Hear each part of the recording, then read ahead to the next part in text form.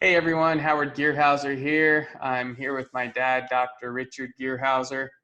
In today's video, we are going to talk about the health benefits of time-restricted eating, also called intermittent fasting or prolonged fasting. So we wanted to dive into not only the benefits, but also the strategy behind it and the various strategies behind it, I should say. How long should you fast for? When should you do the fast, etc. So we're going to help you out with that today. So Dad, why don't we talk about fasting in general? What are some of the health benefits that the latest research is showing us? All right, fasting. I think I'll just begin by how in our modern world we have refrigerators, we have restaurants, we have grocery stores, all these things where food is constantly available. If we think back to our hunter-gatherer ancestors, food wasn't nearly as available. So we have a history of probably being adapted to prolonged periods without eating, just because out in nature you just don't have a refrigerator, a restaurant, or a fast food place. And so today, a lot of people, and even nutritional experts, will say, well, eating small meals a day and then snacks. Snacks is something that I grew up with. Everybody has a snack. It's like that's the normal thing to have a snack. Well, if you're eating on a regular basis, one of the things that happens is you never dive into your fat stores to actually burn fat for your energy. If you're eating every couple of hours, glycogen is our storage form of sugar. So we have glycogen in our liver and our muscles, and glycogen, depending on how active you are, but it's going to last for maybe 2, 3, 4 hours before we use it all up. Now, if you're running, you lose it faster in a couple of hours or even an hour or an hour and a half. You lose up all your glycogen. So what happens when glycogen's gone is then your body breaks down fat. When you break down fat, you release fatty acids. So fatty acids are consumed as energy, just like sugar is. So fatty acids are consumed as energy. But in our modern world, a lot of us rarely go into burning fat. And so the fatty acids go to the liver and they're converted to ketone bodies. Ketone bodies can be used by our muscle to produce energy, just like glucose or sugar or even protein can produce energy. Fat produces energy by fatty acids in the liver being converted to ketone bodies, and that's an alternative fuel. And the fatty acids also go into the brain. So fatty acids go into the brain, and in a brain cell called astrocytes in the brain convert the fatty acid to ketone bodies. So ketone bodies is a powerful fuel for the brain. But if you're never activating the system because you're constantly snacking and eating your 3 squares a day and then snacking on top of it, or you follow some of the nutritional advice, 6 small meals a day, you never allow your muscles or your brain to adapt to burning ketones. And there are advantages to that. So we like to take advantage of all the advantages, different strategies. So this is a natural strategy that ancient humans had to do. There wasn't a refrigerator. There wasn't an animal to eat or a plant to dig up, 24/7, 365. So we had to adapt. Right, and I think, like you just mentioned, it's a natural thing. Most of our videos, as you probably noticed, the congruent theme throughout them is getting back to nature. So in this case, getting back to eating how a hunter-gatherer would makes a lot of sense. And when you don't have this access to food 24/7 like we do today, there was probably prolonged periods where you went without food and you had to tap in to those fat stores, just like an animal nowadays does. A bear hibernating in the winter, relying on its fat stores for energy. Well, human beings, we don't tap into those fat stores very often. So it's important that we structure our days to incorporate these fasting periods. So let's talk about the different types of fasting you can do. What fasting periods do you recommend? Well, as I mentioned, the 3-4 hours to use up glycogen stores. So I recommend that everyone try to have 4 hours between meals. And so that could be a starting place. The next thing is at night. It's good to be burning fat in the middle of the night. So the other thing we don't want to do is to eat late at night. So we want to have a big enough interval between meals that we mobilize fatty acids. Now let's take you might say, well, what does it matter? Because conventional wisdom now is a calorie is a calorie. Well, as an example, when they do weight loss with fasting, intermittent fasting, or calorie restriction. So calorie restriction is just, you eat a lot less food. You eat a low calorie little meal and you will lose weight doing that. You eat a low calorie meal, stay on that. Every 2 hours, you eat your little carrot stick and broccoli stick and you'll lose a certain amount of weight. Or you could not eat for greater than 4 hours. And they've done the studies on this where the people that with the same number of calories do either calorie restriction or intermittent fasting, that they both lose the same amount of weight. But there's a huge difference in what makes up the weight that was lost. So in intermittent fasting, the weight you lose is 100% pure fat. When you do calorie restriction, you lose some fat, but you lose almost as much muscle. So there's a huge advantage if you want to lose weight to do intermittent fasting versus just eating, the diet number of calories, the low calorie meals. So that's a critical thing. But there are health advantages to using ketones as your fuel. Now, one of the things is for our brain. Brains perform better on ketones. So you have better memory, better learning when you're burning ketone bodies in the brain. Now, you only do this if you're doing intermittent fasting. It takes a while for your brain to adapt to burning ketones. So you need to hang in there and your brain will actually learn to use ketones and will actually have advantages. You may know that epilepsy can be treated with a ketogenic diet. It improves the brain waves so that you're less likely to go into a seizure if you're in ketosis. And this is actually a bona fide way to treat epilepsy is with a ketogenic diet. So the ketones in the brain improve the memory. They improve our synaptic plasticity. So, each neuron has a bunch of synapses where it connects to other neurons. And the synaptic plasticity is improved with a ketogenic diet. And what's released is called brain-derived neurotropic factor. So brain-derived neurotropic factor is kind of like fertilizer for the brain. So it's fertilizer for these synaptic connections. And when we fast, BDNF is how it's abbreviated. BDNF is released to improve those synaptic connections, and studies show it improves our memory and learning.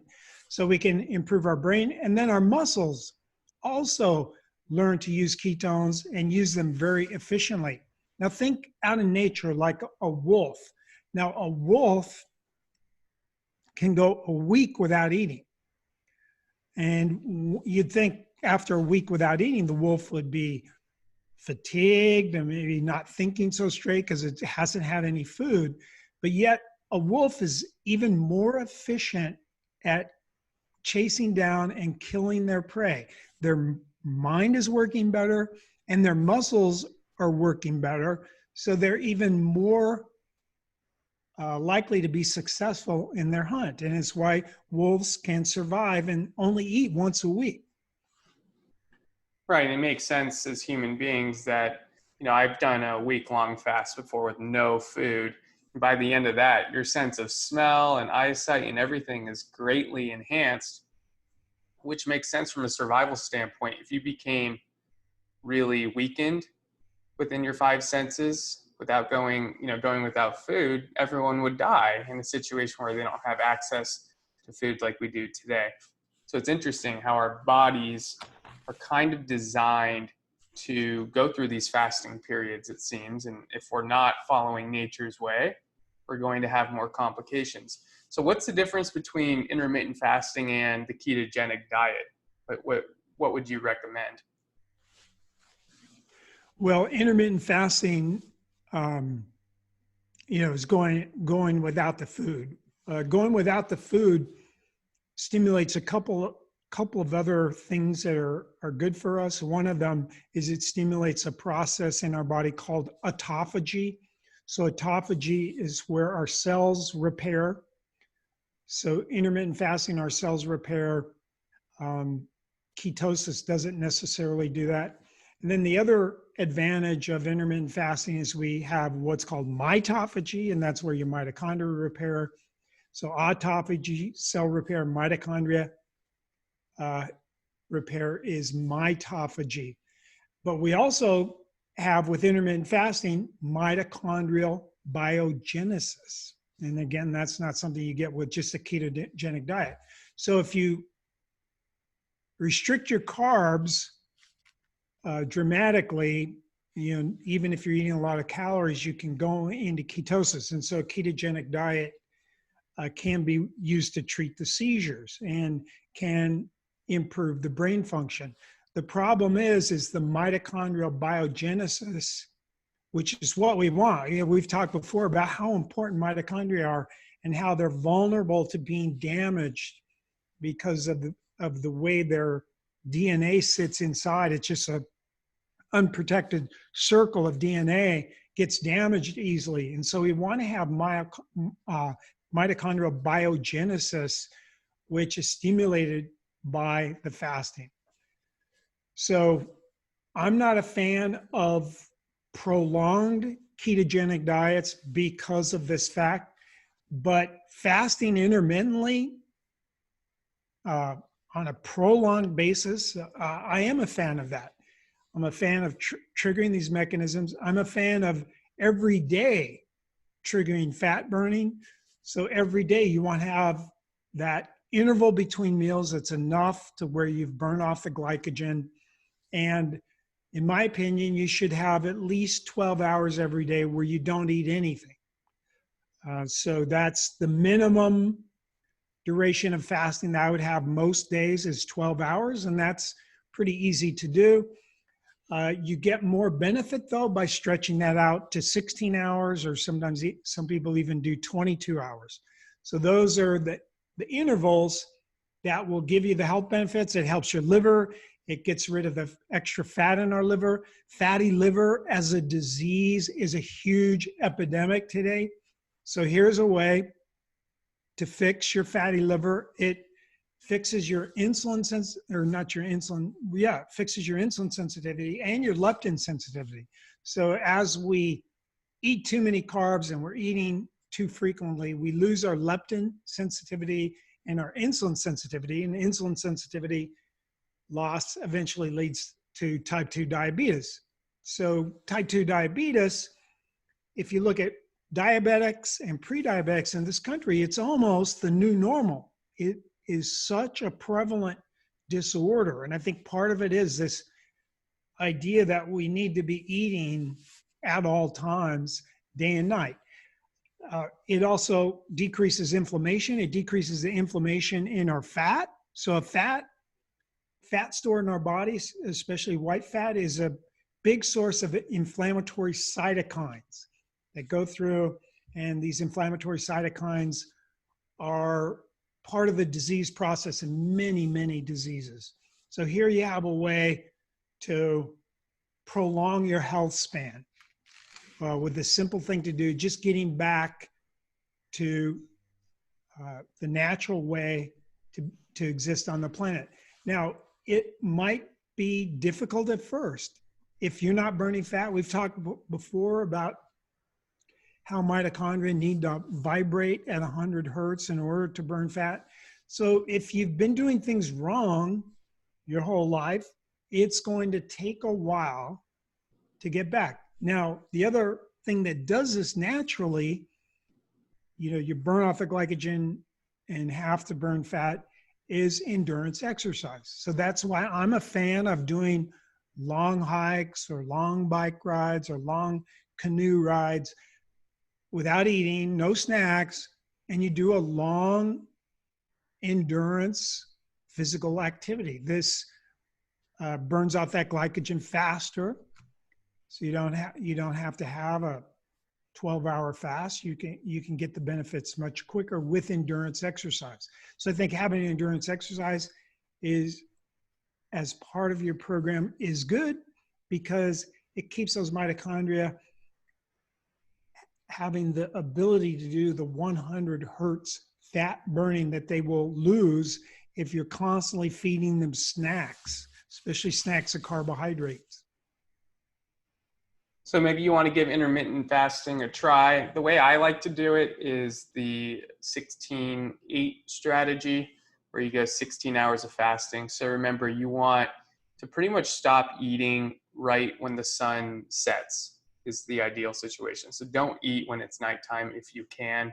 That was challenging for me initially because I like to eat at night, but you'll find that once you get your circadian rhythm dialed in and you have food just when it's daylight, that it gets easier over time. You don't crave carbohydrates at night nearly as much. But you can start with smaller windows, like my dad mentioned. Just doing the 4 hours in between meals is a good way to start until you can kind of learn to tolerate those cravings. And then, if you can't do a 16-hour fast, eating a high protein breakfast is a good way to reset your circadian rhythm as well. Another thing, when I did my 7-day fast, which was very challenging, as you could imagine, you feel more in tune with the earth. And it's like your body isn't spending so much money digesting that, like I mentioned before, your senses get really heightened. So it's kind of interesting. It's almost like a spiritual type deal. And I think that's why a lot of religions do practice fasting. I think it kind of opens you up to more of a spiritual energy as well. That was my experience, at least. So it might be something that's worth giving a shot to because of all of the health benefits, the cell repair, the mitochondria genesis, the better cognitive ability. And then go do that fasted endurance exercise. It's actually quite fun. When you can burn through the glycogen and get into fat burning with your endurance, you'll notice you can actually go pretty far. So is there anything you wanted to add to that, Dad? Well, there's one other aspect of fasting, which you mentioned, your 7-day fast, and we would call that prolonged fasting. So intermittent fasting is one way to do it. Prolonged fasting is fasting, the definition as far as I know, or as far as I'm concerned, is fasting beyond 2 days.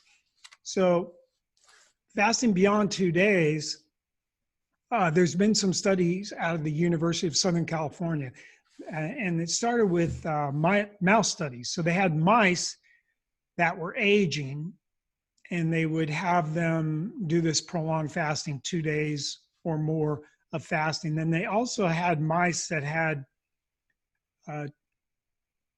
tumors. I imagine they had tumors, but they were giving them chemotherapy. So they had mice that were given chemotherapy, and to their surprise, when they gave the mice chemotherapy and then they had them fast, their immune system wasn't damaged. Their immune system was just like they hadn't used chemotherapy, whereas the mice that they didn't have fasting had damage to their immune system. So they go, wow, that's shocking. So they went ahead and did human studies. So they, went to cancer patients that were getting chemotherapy. They had them do the prolonged fast. And sure enough, the same thing happened in humans, that they regenerated their immune system And so the chemotherapy did not damage their immune system, whereas if they didn't do the prolonged fasting, their immune system was damaged.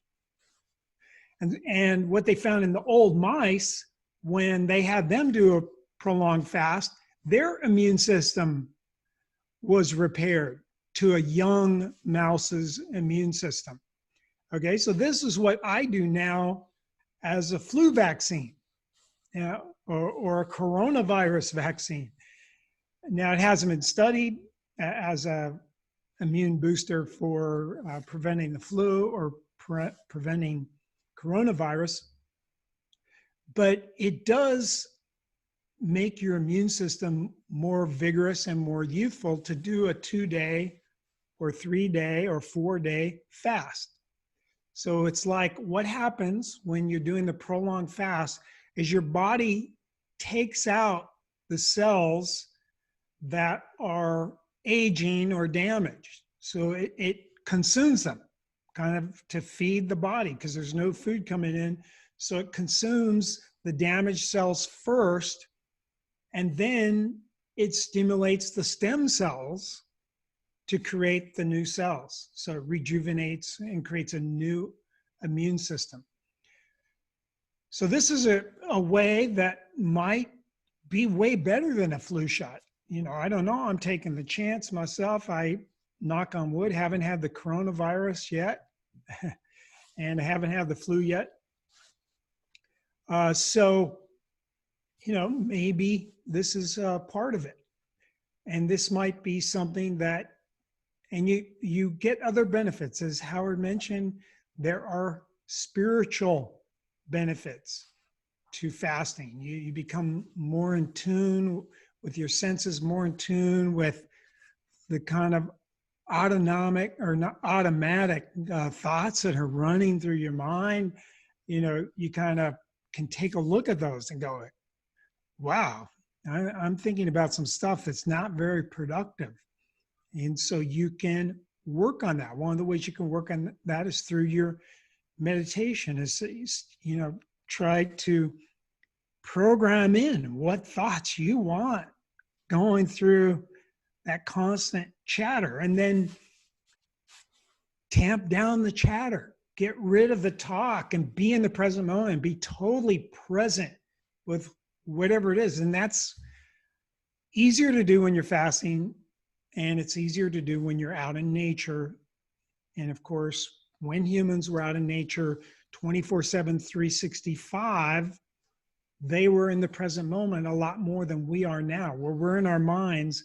And when you're in your mind, you're usually stimulating the stress response, which isn't good. And that's another thing that intermittent fasting does, is it turns on the parasympathetic nervous system and slows down the sympathetic nervous system. So when you fast, your heart rate goes down, your blood pressure goes down, because the stress response goes down. So that's another benefit of fasting. It's kind of does the same thing that meditation does.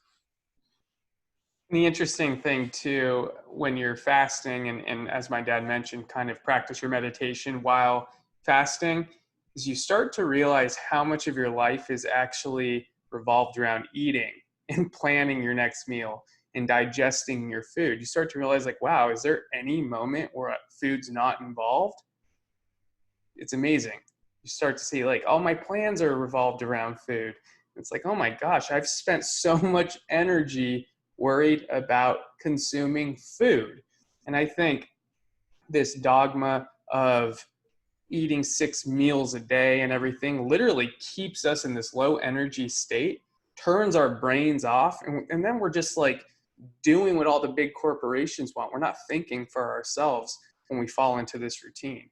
So taking a break from eating gives you some perspective. It also makes you appreciate the food you do eat a heck of a lot more. We've talked about this before. Your level of gratitude and appreciation for what you're putting into your body changes the chemical structure of what that food is and how it relates to your body. So it's really important that you actually appreciate what you're putting in and not consuming mindlessly, which most of us do. So fasting, gives you this perspective. You don't become so obsessed with food you can actually appreciate what you do have. Anything you want to add to that point? Yeah, that's a good point that, we kind of, because we're eating so often and everything revolving around food, we lose that appreciation that we don't think about how it tastes, or we don't think about what did it take to provide this food for me, whether it, was the work you have to do at work or the farmer's work of producing the food. You stop and think about those, and gratitude by itself, and we'll have a whole session on gratitude, but gratitude is is proven to be one of the most healthful states of mind that we could possibly be in, because it has so many physical benefits. When you're in a position of sensing gratitude, and so I try to incorporate that into my life with everything that happens. It's easy to be too busy, and when you're stressed, the last thing you have, when you got the stress response going, the last thing you're thinking about is gratitude. Exactly. And as my dad mentioned, depending on when you're watching this, we might have that video done already, but go check that out, see if we have our gratitude video up, because it really does, change everything. When you start to focus on things you're grateful for, it pulls you out of that stress response too. So there's a lot to it. And this is something that's being studied more and more. And for our ancestors, a lot of them didn't have to think about gratitude, because if you had to walk 5 miles to go get your drinking water and get that first cup of water, and you're like, oh God, like, thank you so much that I have water.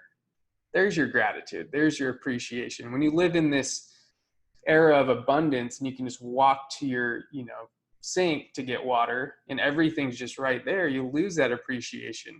So is it even the same thing that's entering your body? I argue that it's not. Depending on the state you're in, are you in the stress response? Where's your energy level at? I think that's really important for everything you do. So start incorporating the gratitude. The intermittent fasting is a way to start automatically shifting your mindset to one of appreciation. The smell coming from the food, the taste, everything changes when you stop eating out of habit and eating out of boredom and not eating mindfully. So giving yourself these breaks has a ton of benefits, but a lot of them are mental too. So I think that concludes it, unless there's anything you wanted to add before we sign off. No, there's multiple health benefits. Burning fat, as I say, it produces the light hydrogen, which makes our mitochondria hum. So there's just tremendous benefits of having your body have the ability to burn fat, which our ancestors always had to have that ability going, because food wasn't right, in the kitchen or right down the street.